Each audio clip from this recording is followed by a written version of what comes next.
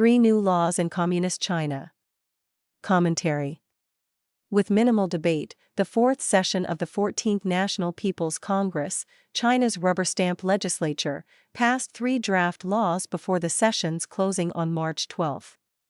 These included a draft environmental code, a draft bill on promoting ethnic unity and progress, and another on national development planning. Let us examine each of the 3 new laws. The Ecological and Environmental Code. The NPC Environmental and Resources Committee began drafting the code in 2023 to consolidate a relatively large body of pre-existing environmental law. The code's 1,188 articles integrate 10 existing laws, including the Foundational Environmental Protection Law, into a single document, ranking second only to the Chinese Constitution in legal effect.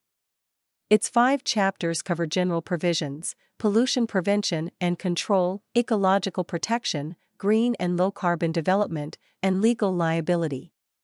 The CCP Central Committee framed the compilation as a major decision carrying profound and far-reaching significance for advancing the Beautiful China initiative and promoting harmony between humanity and nature. Problems with execution. Despite its genuine legal ambition, the Environmental Code faces serious structural constraints under CCP governance. First, the law does not create genuinely independent enforcement.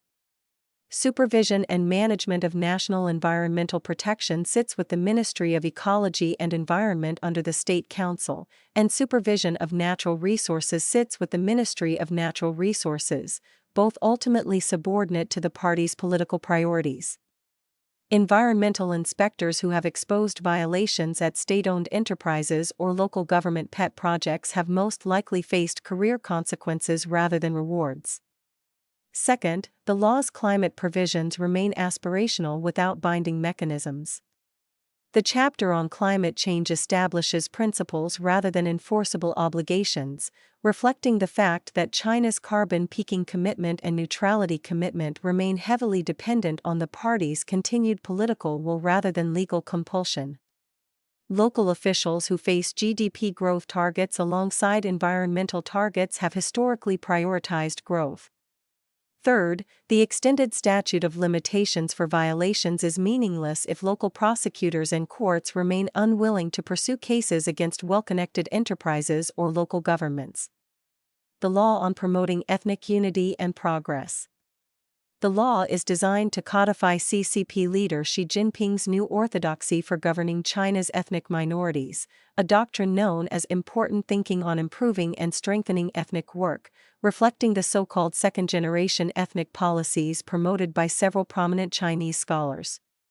This new assimilationist approach aims to reinforce citizens' sense of belonging to a unified country under the CCP, while also suppressing expressions of other identities that the party considers competing.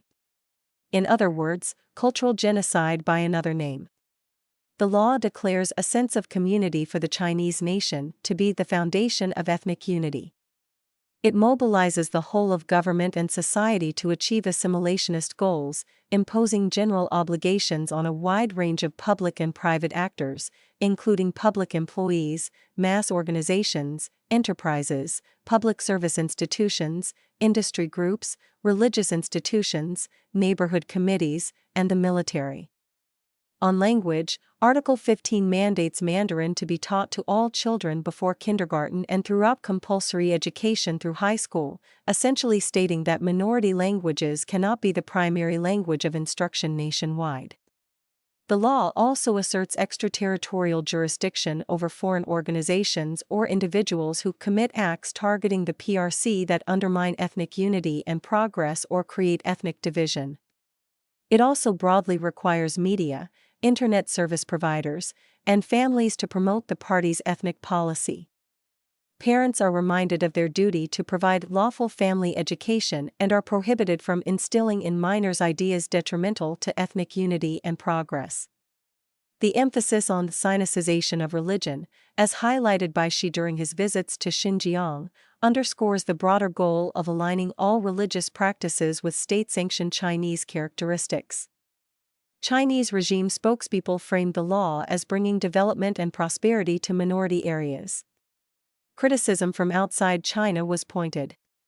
Ethnic Uyghurs, a Muslim minority, have been the target of a long-term campaign of detention and later incarceration by Communist China. While the short-term internment camps were said to be closed in 2019, thousands ended up in prison, where experts said they were targeted for their identity rather than actual crimes.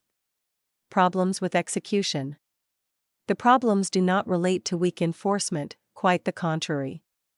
The CCP has demonstrated for years that it can and does enforce assimilationist policies with considerable coercive force. The deeper tensions are: first, the law is likely to generate exactly the resistance it officially aims to prevent. In 2020, when Mongolian language textbooks were replaced with Chinese ones in Inner Mongolia, the policy change led to massive protests, an immediate crackdown, and later re-education campaigns. Legally mandating Mandarin-only instruction is likely to harden ethnic identities rather than dissolve them, particularly among communities with strong linguistic and religious traditions. Second, the extraterritorial jurisdiction clause is essentially unenforceable against foreign nationals and organizations in democratic countries, but it creates a chilling effect on diaspora communities and foreign non-governmental organizations, journalists, and academics who study minority issues in China. This is very likely its actual purpose. Third, the law's attempt to privatize ideological enforcement by requiring families, internet platforms, and religious institutions to promote party ethnic policy creates inherent tensions with those institutions' own interests and may produce formal compliance that masks continued private dissent. The National Development Planning Law. China has not previously had formal statutory law governing the drafting, approval, and implementation of five-year plans. Developed over 7 decades, the planning process has operated under a mix of written authorities and long-standing customs. Since 1953, China has developed and implemented 14 five-year plans. The new law draws on that long-standing experience and aims to reinforce the strategic guiding role of national development plans. The law codifies the entire life cycle of a five-year plan, from drafting to legislative review and approval to implementation and evaluation.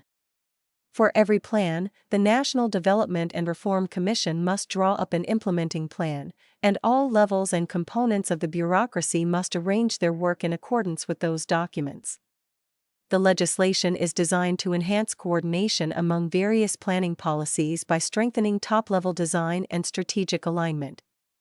Crucially, the law explicitly specifies the CCP's role at every stage. Party guidelines must be reflected when drafting the plan, and the State Council must obtain approval from the party's Central Committee before submitting the plan to the legislature for review. Problems with execution. The law's central tension is between its stated goal of bringing predictability and rule of law discipline to economic planning and its actual effect of further locking in party primacy. Several problems stand out. First, by legally enshrining the CCP's approval role at every stage of plan formulation, the law eliminates whatever residual technocratic space previously existed. The NDRC, which, despite being a powerful state organ, contains economists and planners capable of independent analysis, is now formally subordinated to party approval on the front end. This makes it harder, not easier, to adjust plans in response to market realities. Second, the law's provisions for plan adjustment require both State Council initiative and Party Central Committee approval, a cumbersome process that may slow response to rapidly changing conditions, as the structural tension between market mechanisms and state-led coordination becomes increasingly salient as China seeks innovation-driven growth while foreign investors face growing uncertainty.